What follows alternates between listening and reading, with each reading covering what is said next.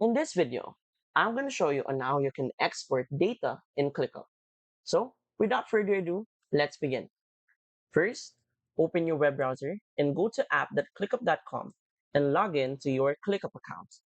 Once you're inside the main dashboard, go to the top right here, to access your profile and click on Settings. From there, scroll down, then click on Imports and Exports. Now, choose Export Items, and from here, select the location of the project or space that you want to export your data. Then, once you've chosen one, then start export. Do keep in mind that the exported file would be on CSV by default. So, let's give ClickUp a few minutes to prepare the data that we've exported.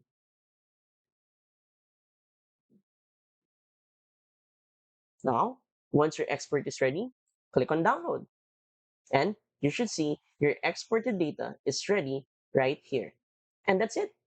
So if you want to support our channel, feel free to use our affiliate link given in the video description. Thanks for watching, and I will see you in my next video.